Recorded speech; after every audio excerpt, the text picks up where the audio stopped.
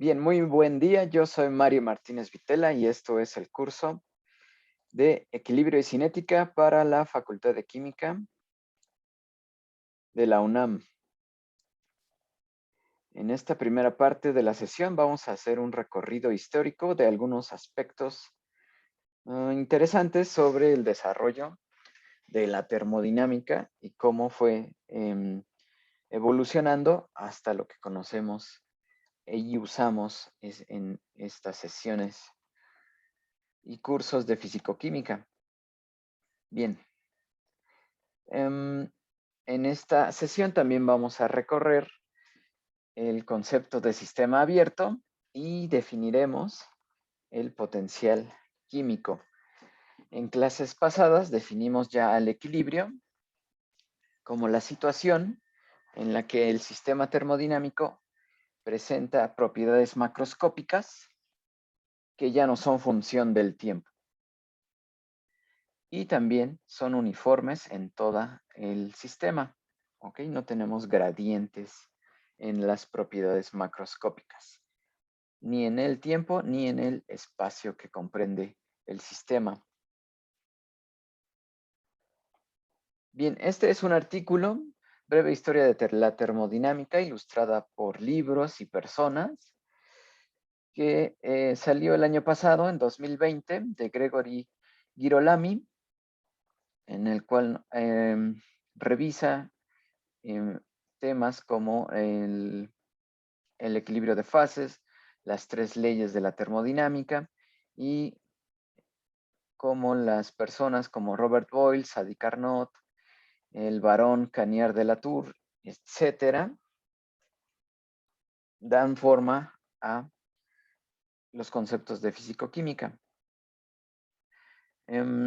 Bueno, Girolami, antes de la pandemia, solía dar conferencias en las que pues platicaba de manera sencilla, amena, todos estos temas.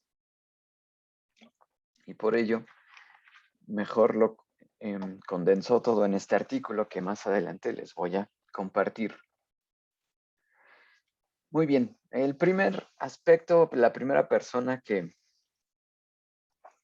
platica es sobre Robert Boyle, el cual hace una publicación en un inglés casi medieval, esto es en los años 1600, cuando Robert Boyle observa que a la misma temperatura el volumen de un gas disminuye cuando la presión aumenta.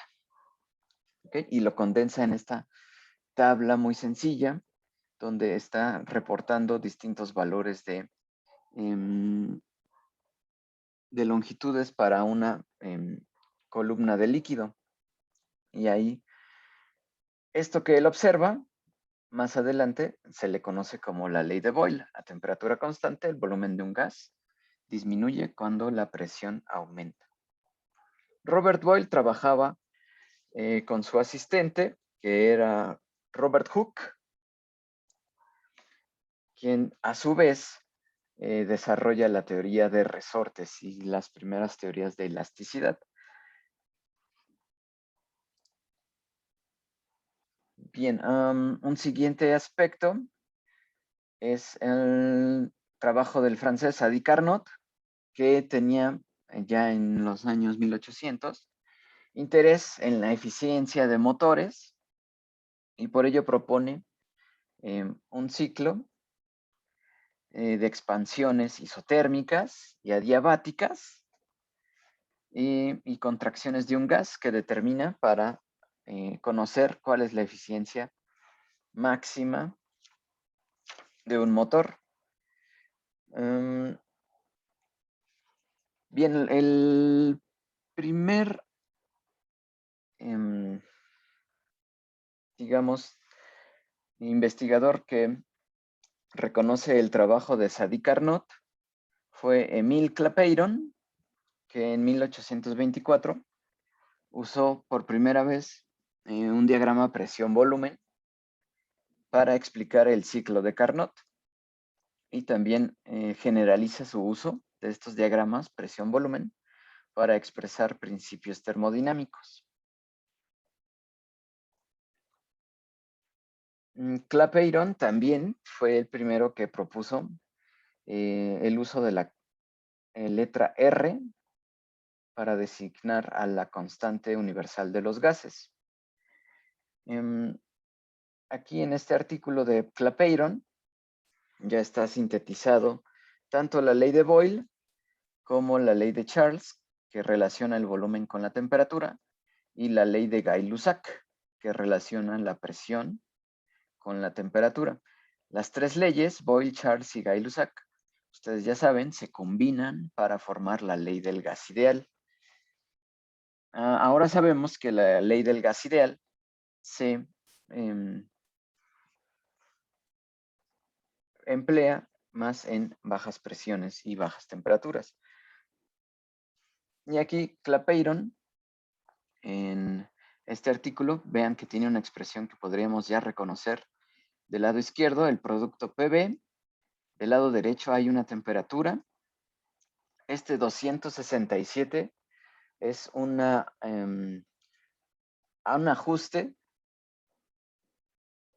dado que esta escala de temperatura que usó él no es absoluta, sino que está en grados Celsius. Por eso debe poner este 267, que se parece a nuestro 273, para que esto llegue a ser la temperatura absoluta. Y después engloba en esta parte izquierda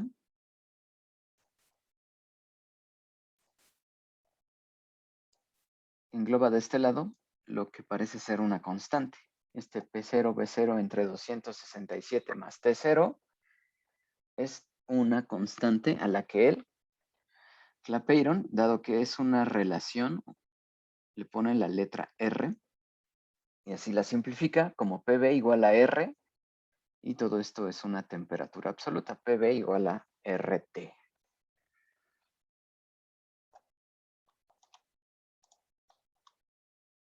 Después llega del lado americano Joshua Willard Gibbs, que sintetiza en un trabajo bastante exhaustivo todo el conocimiento termodinámico que había hasta ese entonces.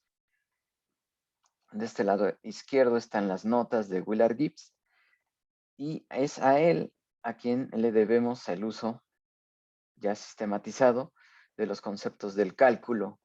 Es decir, él ya emplea las derivadas y las derivadas parciales para entender cómo se relacionan las variables termodinámicas entre sí y entender el concepto en el que si una variable termodinámica cambia, las demás variables termodinámicas también van a cambiar, a menos que tengamos control sobre ellas.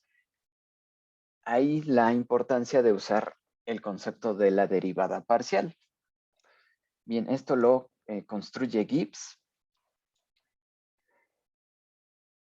Y otro investigador de esta época fue Helmholtz, alemán, el cual él quería estudiar medicina, pero no, bueno, quería estudiar física en realidad. Le interesó siempre los conceptos de la naturaleza y así, pero no consiguió beca para estudiar en la Facultad de Física. Lo que consiguió fue una beca para estudiar medicina y dijo, bueno, lo tomaré, pero estoy muy ofendido. Así Helmholtz se hace médico, pero siempre estuvo relacionado con la termodinámica, y construye o redacta un libro que se llama La teoría del calor.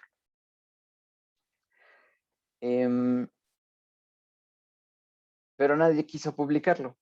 Él llegaba a las editoriales y decía, miren, tengo este trabajo, está basado en los principios termodinámicos, y le decían, no, no nos gusta, ni siquiera eres físico. Bueno, así que lo que él hizo fue juntar dinero y publicarlo por su parte. Y bueno, tuvo gran éxito entre la comunidad científica, dado que engloba de manera sobresaliente todos los trabajos y también las propuestas que él hace, el propio Helmholtz, pues le siguen dando vitalidad, ¿no?, al campo de la físico-química de ese entonces.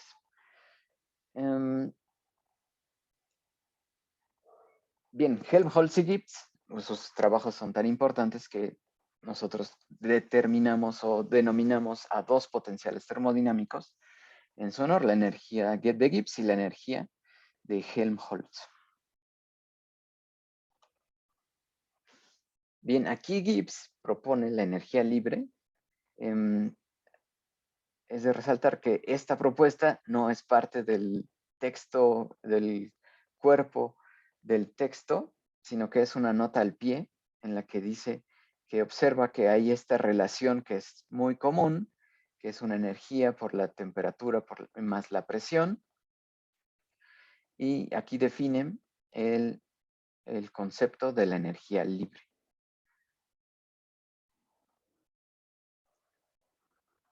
Ok.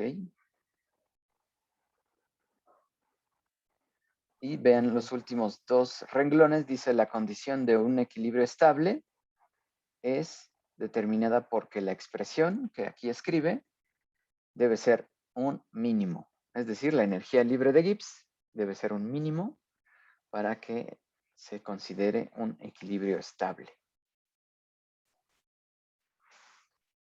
Bien, y por último, un desarrollo también que da forma a la físico-química de hoy en día es los trabajos del barón Charles Carnier de Latour, el cual en su laboratorio casero, él construye una especie de artefacto experimental que está de este lado, el cual hace a partir de de un fusil, del cañón de un fusil, este tubo largo, y lo sella por ambos lados, pero antes de sellarlo introduce un balín o una bala y también introduce un líquido. Hace distintos experimentos con líquidos como etanol, éter y agua.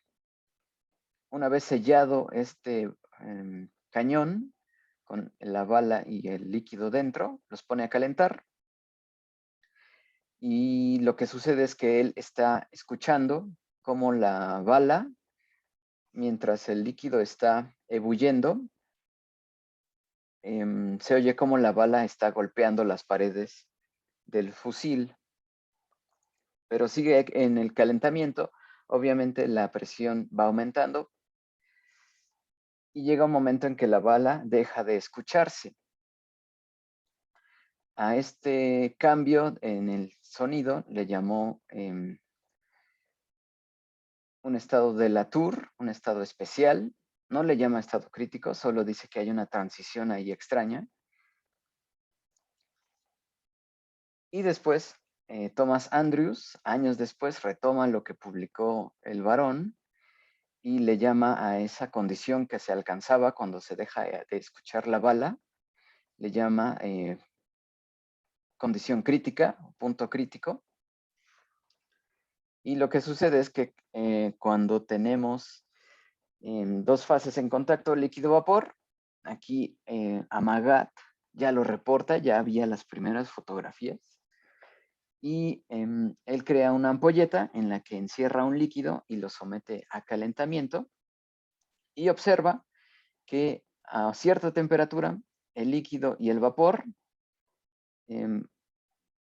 que al inicio están separados por una interfase clara, al llegar a cierta temperatura esa interfase desaparece y ya no podemos distinguir entre líquido y vapor. Es decir, ahora sabemos, esto es un fluido supercrítico, con una densidad distinta del vapor y del líquido. ¿Okay? Una densidad que ya no puede sostener a la bala. Por eso dejaba de escucharse. Y Amagat también reporta que una vez alcanzada la condición crítica a una temperatura específica, Si retiramos ese calentamiento y lo enfriamos, observo en esta fotografía se alcanza a ver un oscurecimiento que ahora llamamos opalescencia crítica, que es que el sistema abandona en las vecindades del punto crítico y hay unas fluctuaciones muy grandes en todo el sistema de densidad y de índice de refracción. Macroscópicamente se observa un sistema como con una nube oscura. Y lo que está pasando es que se está recuperando la densidad del líquido y la densidad del vapor. Y por densidad están recuperando cada uno el lugar que les corresponde de acuerdo a su densidad. Bien, hay algunas personas que lamentan que se le llame punto crítico y no se le llame punto de Latour o estado tauriano. En fin, ya lo aceptó, ¿no? La comunidad científica llamarle estado crítico. Muy bien. Les voy a compartir este artículo para que lo lean. Está interesante y da referencias a muchas más situaciones y más personas. Muy bien, ahora vamos a ya comenzar con el tema de hoy. Así que aquí está.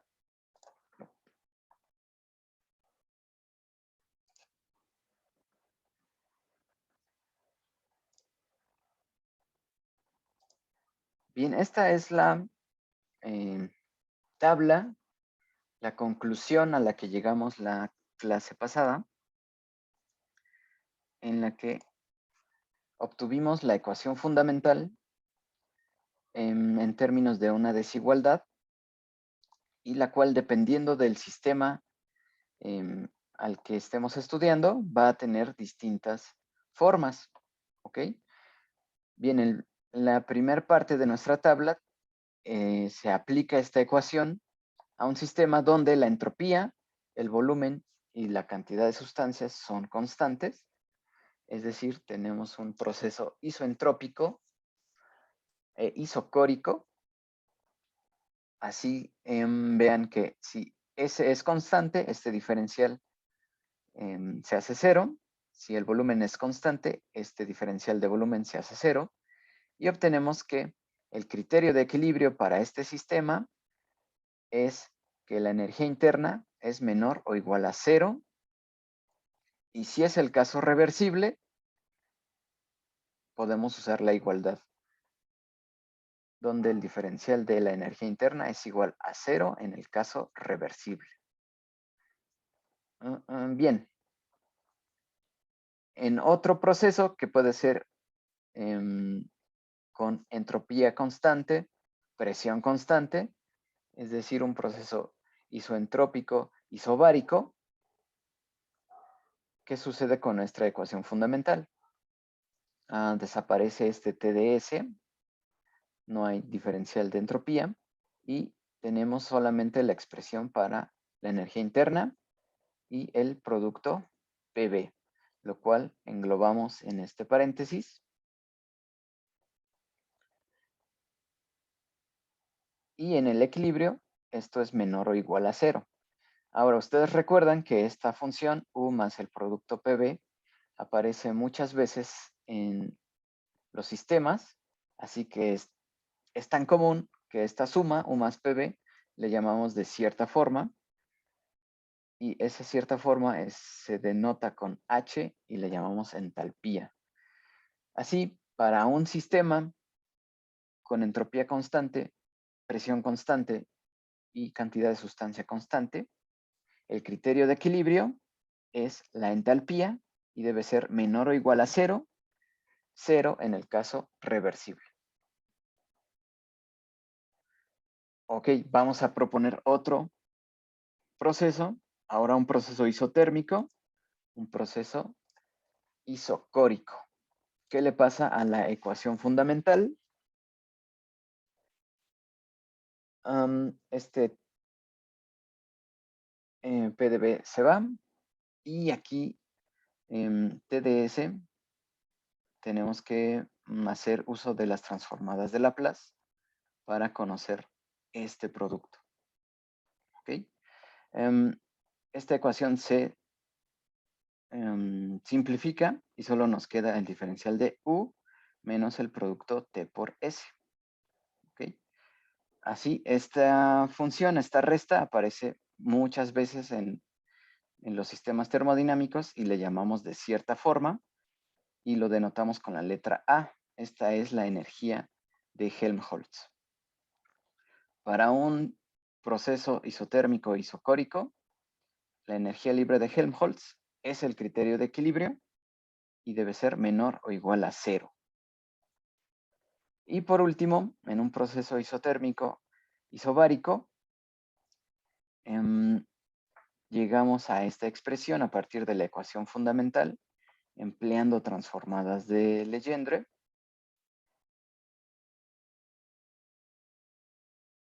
Y de igual forma, U energía interna menos TS más PB aparece muchas veces en termodinámica. Vean que U más PB ya le llamamos entalpía, ¿ok? Así que entalpía menos TS le vamos a llamar de cierta forma y lo denotamos con la letra G y es la energía de Gibbs, que para un proceso isotérmico isobárico debe ser menor o igual a 0 y 0 en el caso reversible.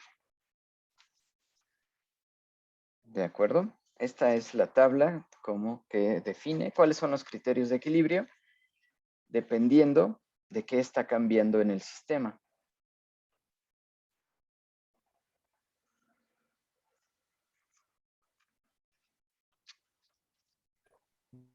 Vale, vale.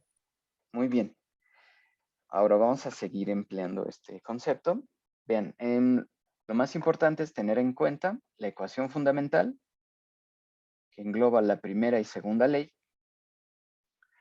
y cómo, dependiendo de lo que se mantenga constante, tenemos distintos criterios de equilibrio y ya creamos a los potenciales termodinámicos, a la entalpía, la energía de Helmholtz y la energía de Gibbs.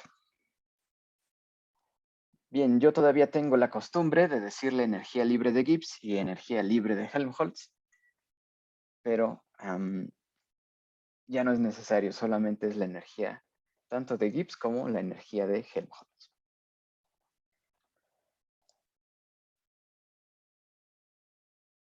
Bien.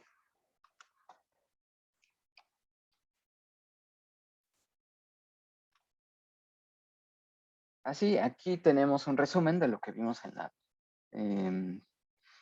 diapositiva pasada. Cuando tenemos energía interna, volumen y cantidad de material, cuando estas son las variables que definen al sistema, el criterio de equilibrio es que la entropía de ese sistema en cualquier proceso va a llegar a un máximo.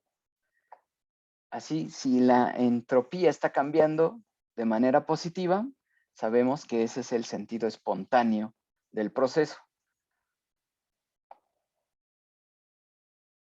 Cuando tenemos entropía y volumen como variables constantes, el criterio de equilibrio es la energía interna, va a llegar a un mínimo, es decir, el delta U va a ser menor a 0.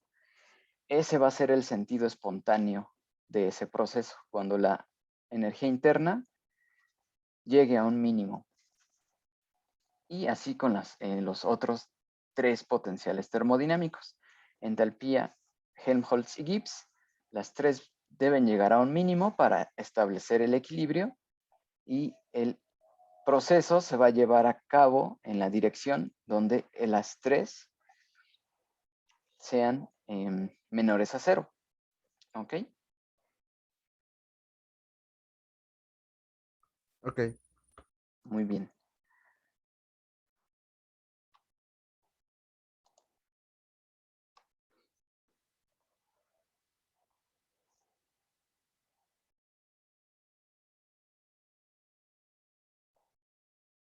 Bien, aquí la ecuación fundamental la podemos escribir en función de delta H, delta A o delta G, diferencial de G, diferencial de A, diferencial de H, aprovechando las definiciones de cada una de ellas. Estas son las expresiones a las cuales llegamos. Esto tiene que ver con la tarea que les voy a dejar hoy, que es establecer las transformadas de Legendre para los tres potenciales termodinámicos: entalpía, Helmholtz y Gibbs. Ok.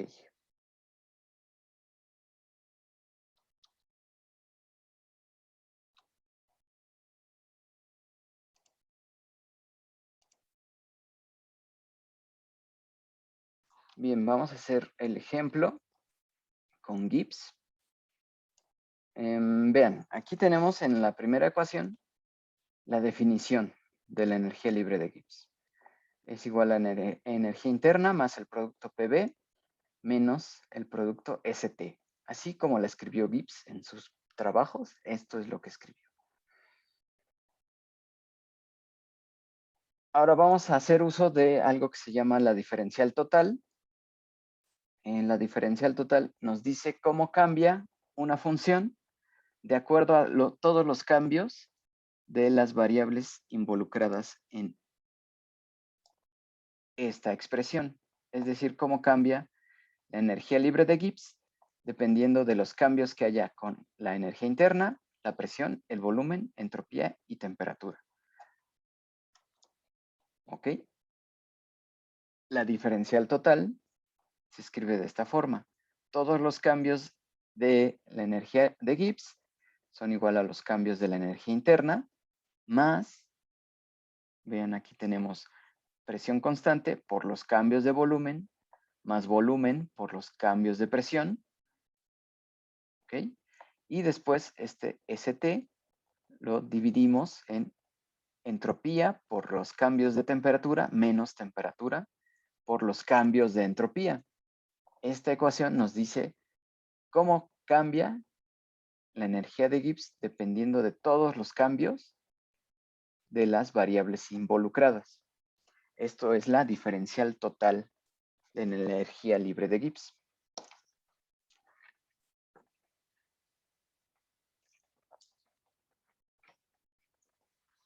Bien, ahora vamos a aprovechar que nosotros ya sabíamos cuál es la expresión del diferencial de la energía interna, que es igual a T por ds menos P de B. Esto ya lo sabíamos nosotros.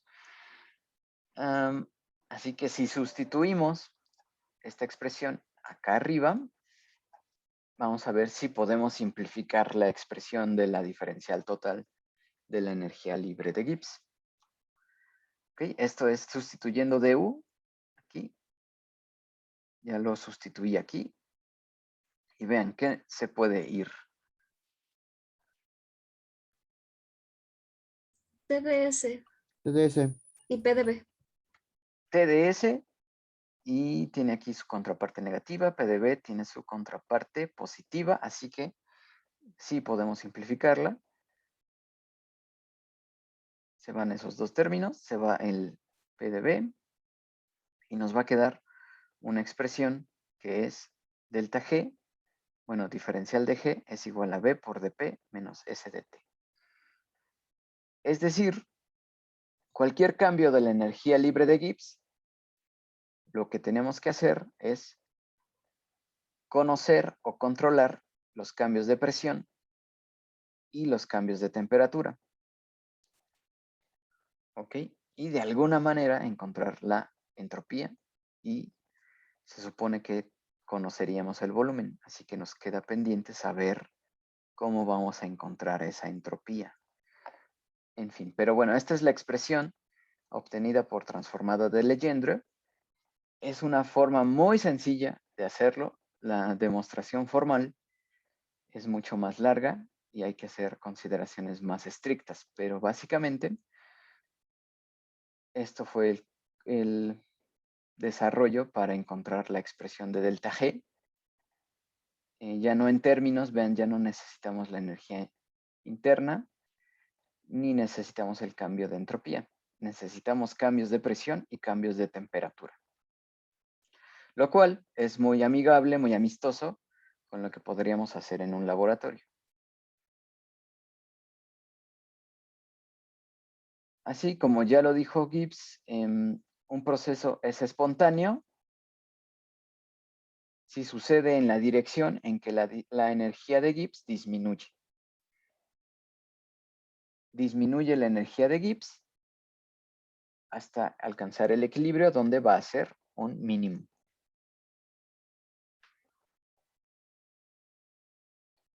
¿Ok? Así que su tarea va a ser hacer este análisis, este sencillo análisis para, en vez de la energía de Gibbs, la energía de Helmholtz.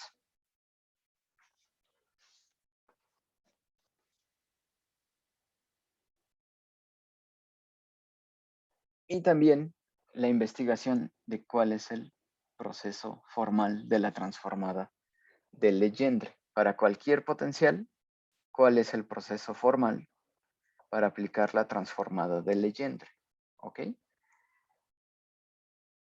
Así hagan este análisis para Helmholtz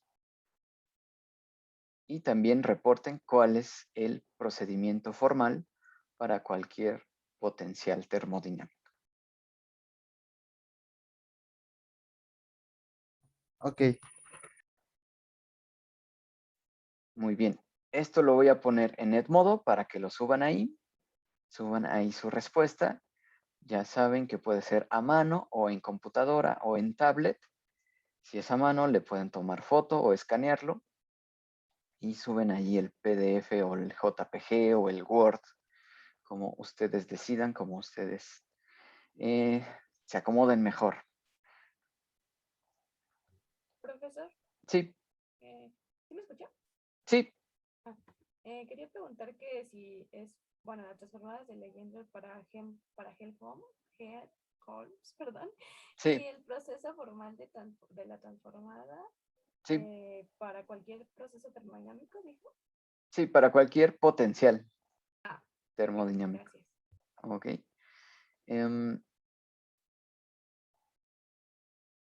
bien. Así vean que la transformada de Legendre nos permite encontrar expresiones que son más afines a lo que tenemos en un proceso experimental. Bien, ahora por último vamos a introducir el concepto de potencial químico, ¿ok? Recuerden que teníamos nuestro sistema.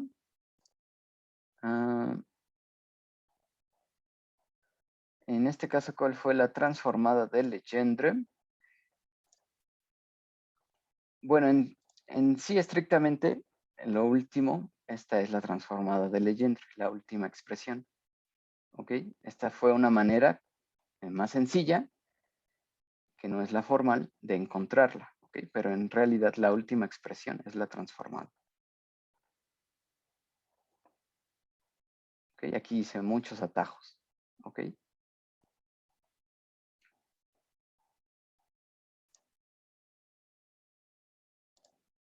Bien.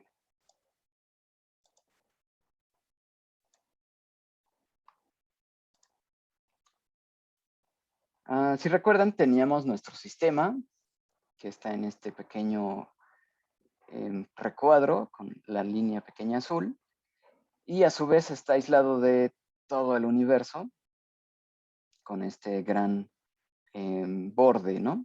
Esto es lo que tenemos. Toda la energía solo la puede tomar de los alrededores o si la genera dentro del sistema. Bien, las expresiones de la energía interna, como la primera ley, es la diferencial de trabajo más la diferencial de calor. Y la expresión de la segunda ley es que el cambio de entropía va a ser mayor o igual a la diferencial de calor entre la temperatura. Y eso lo englobamos en la ecuación fundamental. du es igual a T de S menos P de B. Ahora vamos a hacer que esta pared que teníamos dentro del sistema ya no solo es diatérmica, es decir, ya no solo permite el flujo de energía entre las dos regiones del sistema, ahora también permite el flujo de material entre las dos fases del sistema.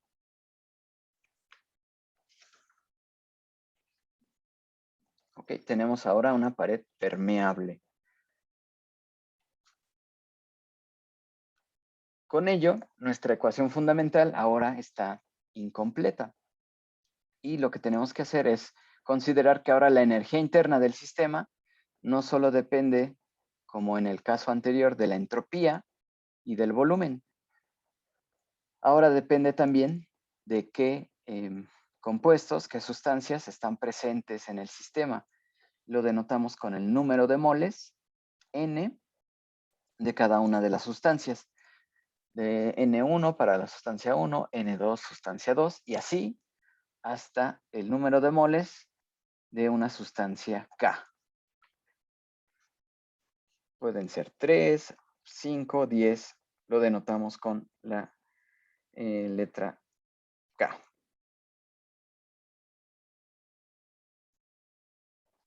Bien, así necesitamos para evaluar el cambio de energía interna, necesitamos saber cómo cambia con respecto ahora a la entropía, al volumen y ahora a la cantidad de sustancia.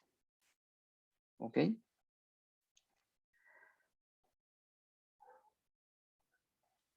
Bien, vamos a escribir también la diferencial total de la energía interna. ¿Ok? Lo vamos a escribir de esta forma. Todos los cambios de la energía interna con respecto a la entropía cuando el volumen y todos los moles sean constantes multiplicado por el diferencial de entropía. Okay, este es nuestro primer término de la diferencial total de la energía interna.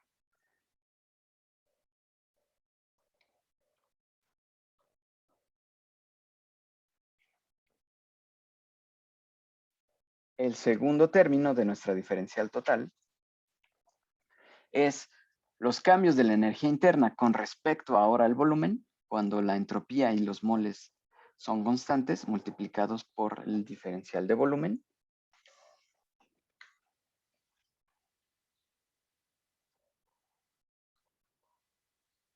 Y por último,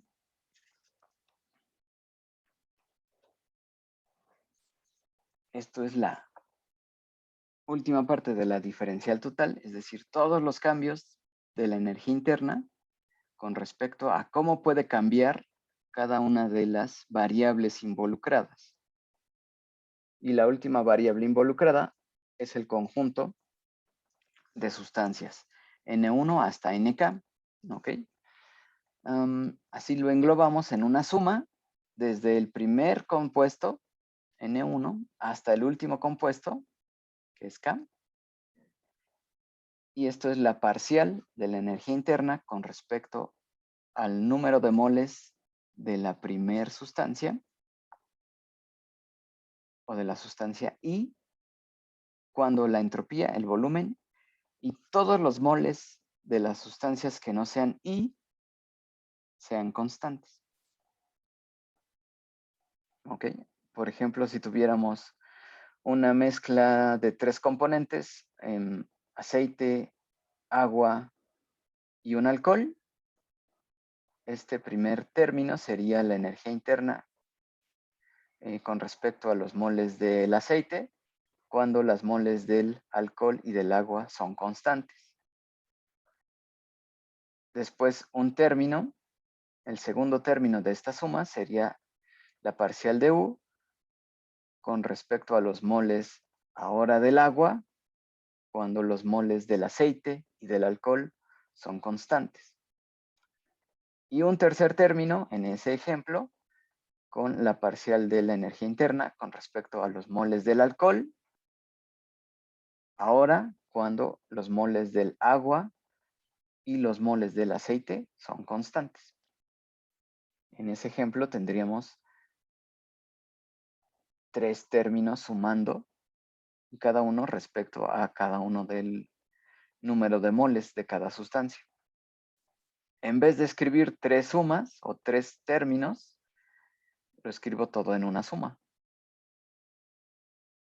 ¿Ok? Bien.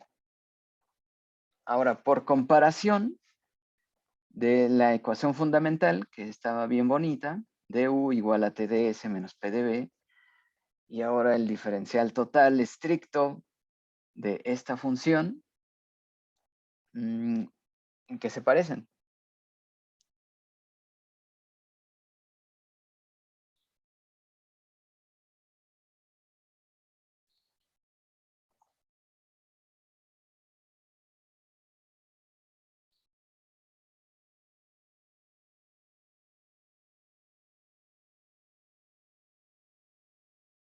Entre la ecuación fundamental que obtuvimos simplemente analizando nuestro sistema y la diferencial total que obtuvimos escribiendo todos los cambios posibles de todas las variables involucradas, podemos establecer un símil, ¿okay? Que es este ds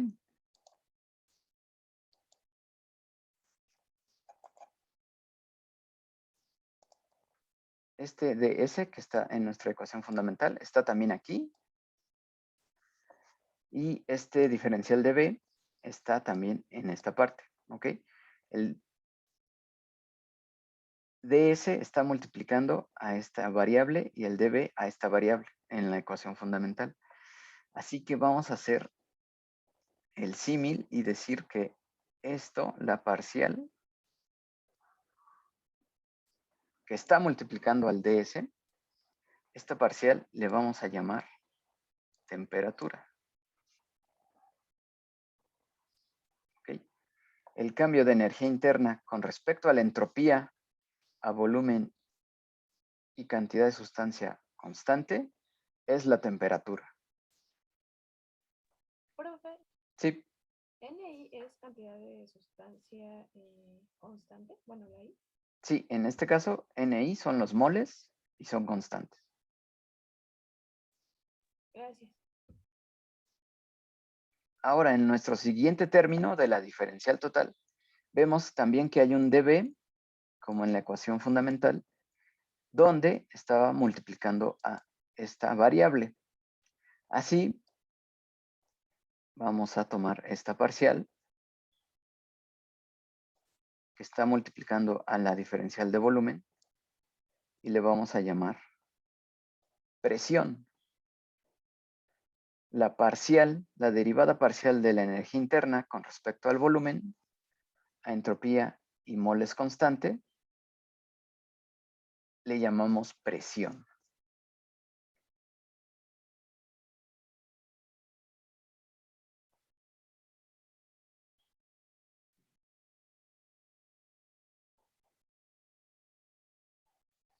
¿Ok? Y por último tenemos nuestro último diferencial, el diferencial de los moles, el cual en nuestra ecuación fundamental no aparece porque era un sistema con una pared impermeable, así que no había cambios de composición.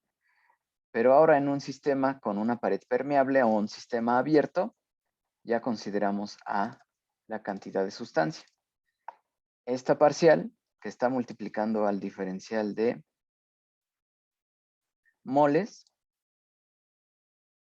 así como en las otras parciales les llamamos temperatura y presión, a esta variación de energía interna con respecto al número de moles le vamos a llamar también de cierta forma.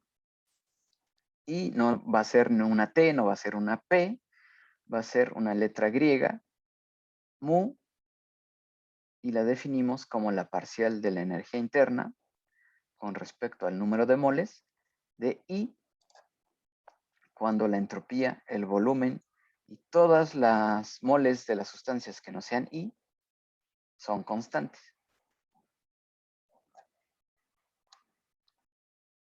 Y a esta, sí, Ay, perdón que le interrumpa. Entonces, bueno, esa diferencial es para un sistema abierto. sí, Ok. abierto, o también nos va a servir si tenemos generación de material dentro del sistema.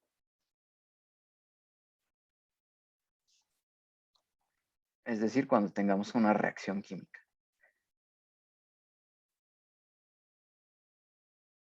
Bien, y a este término le vamos a llamar, así como a la variación de U con S le llamamos temperatura, a la variación de la energía interna con el volumen le llamamos menos presión, es decir, tomamos en cuenta que en la ecuación fundamental tenemos un menos P, ¿ok? Y le llamamos presión. A esto le vamos a llamar potencial químico, a esta variable de cambio de energía interna con respecto al número de moles, le llamamos potencial químico de la sustancia I. ¿Ok? Cada sustancia va a tener su propia potencial químico.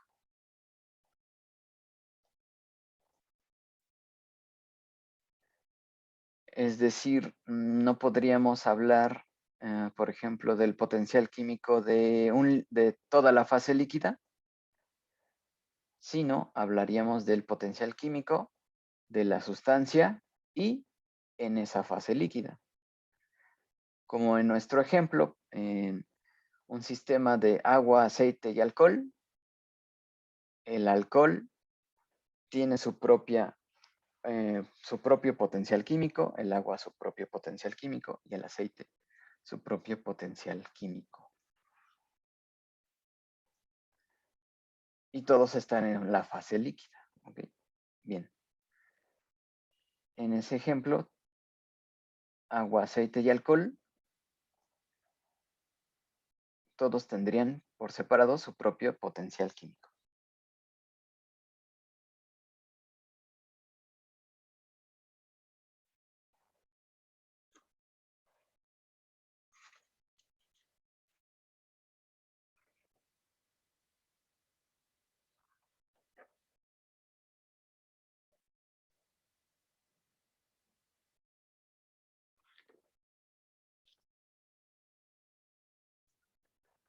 Ok, bien, entonces vamos a poder cambiar este diferencial total.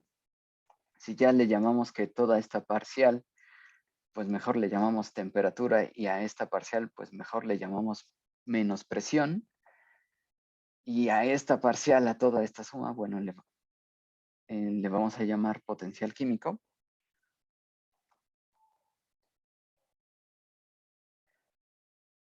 También podemos hacer el mismo ejercicio a partir de la energía de Gibbs.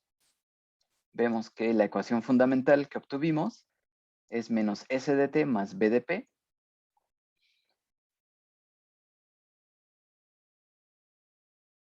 Pero ahora la energía libre de Gibbs está en función de temperatura, de presión y también del número de moles presentes. Para hacer eso hacemos el mismo procedimiento que hicimos para la energía interna.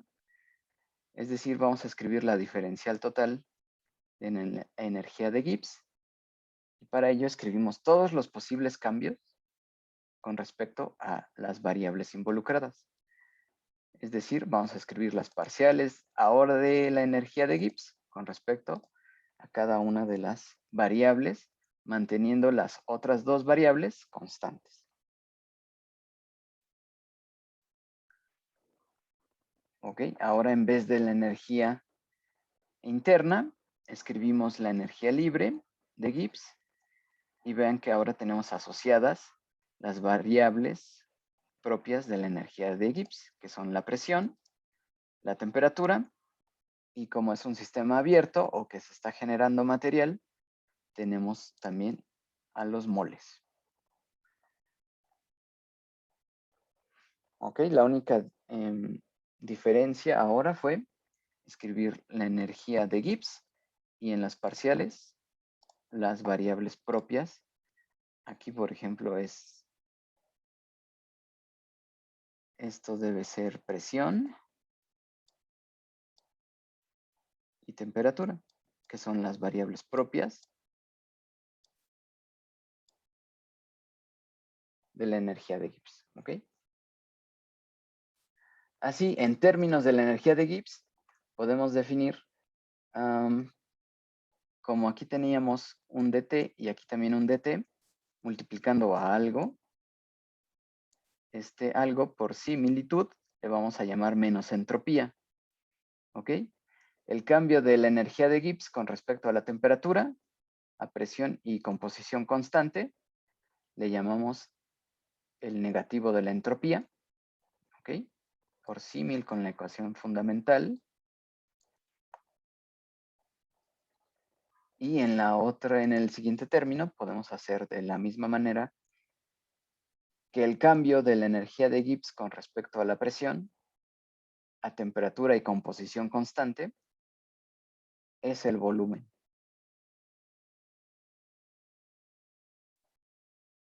Vean que teníamos pendiente en nuestra ecuación fundamental qué íbamos a hacer para encontrar la entropía.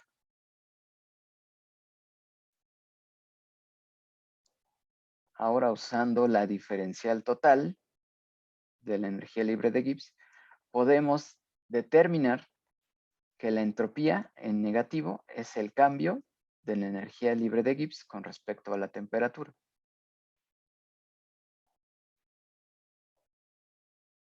Es decir, podemos diseñar un experimento donde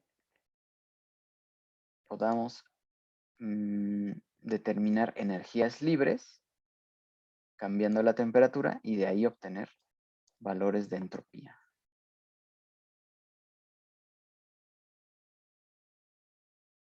Ok. Ok, entonces ya tenemos ese pendiente menos, ¿no? Ya podemos usar con más confianza este potencial termodinámico. Aunque tenga una entropía, ya sabemos hacia dónde podemos irnos. Necesitamos cambios de energía libre con respecto a la temperatura y eso le vamos a llamar la entropía.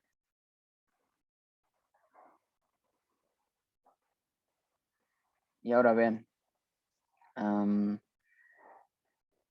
el volumen que experimentalmente podremos determinar, eso va a ser igual a cambios de energía interna con respecto a la presión, si mantenemos temperatura y composición constante.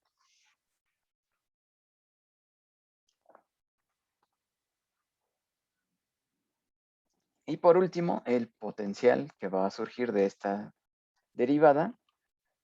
Definimos también el potencial químico de la sustancia I como la variación de la energía libre de Gibbs con respecto a la composición, con respecto a la cantidad de sustancia de esta sustancia I, a temperatura y presión constante, y manteniendo todos los demás moles constantes.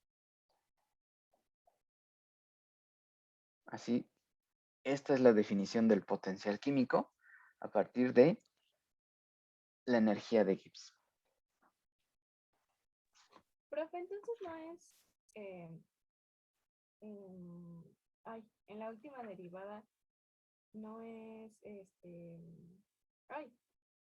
volumen y cantidad de materia y entropía, ¿verdad?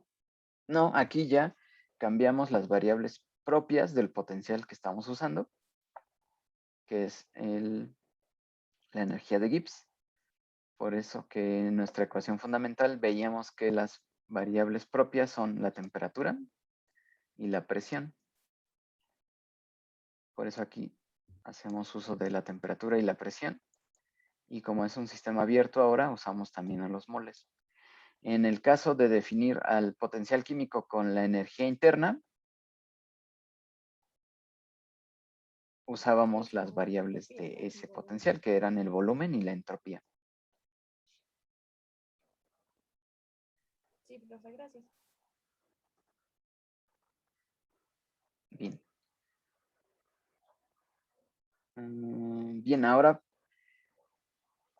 como ya vimos, cuando necesitamos escribir la ecuación fundamental, cuando hay cambios de composición en el sistema, ya sea porque haya reacción química o porque tengamos una pared permeable y que se verifiquen cambios en todo el sistema, la energía interna se escribe como TdS menos PdV, como ya habíamos visto, pero ahora vamos a sumar el producto de los potenciales químicos de cada sustancia involucrada por el diferencial de ese compuesto. ¿Ok? Esta suma, si solo es un compuesto, solo va a tener este potencial químico. Si son dos compuestos, esta suma van a ser dos términos. Si son tres, serán tres términos y así sucesivamente. Pero esta expresión ya es la ecuación fundamental. Vean, para cualquier caso. ¿Ok? Si no hay cambios de composición, regresamos a la ecuación que ya teníamos. Si tenemos solo un compuesto, esto es solo un término. Si tenemos n número de compuestos, esta suma va a ser de n términos. Y ya definimos a la temperatura y a la presión y al potencial químico en función de las variaciones de la energía interna. ¿Ok? Y también ya hicimos el mismo ejercicio, pero para la energía de Gibbs. Si ustedes hacen el ejercicio, pueden encontrar también para el delta H, bueno, el diferencial de la entalpía y la diferencial de energía libre de Helmholtz. ¿Ok? Es el mismo procedimiento y llegaríamos a las expresiones que tenemos aquí.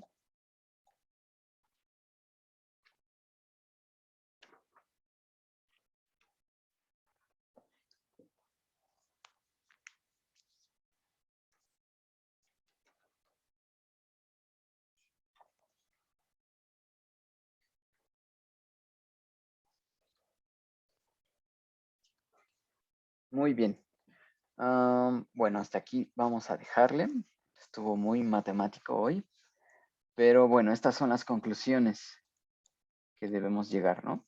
Ya podemos expresar cambios de composición. Y ya podríamos empezar a visualizar cómo determinar entropías a partir de cambios de energía libre de Gibbs. Y también cómo las transformadas de Legendre son las que nos permiten encontrar estas interrelaciones para las expresiones de los potenciales termodinámicos. Así, esa va a ser su tarea, encontrar la transformada de Legendre para la energía libre de Helmholtz y explicar cuál es el procedimiento formal para encontrar estas expresiones.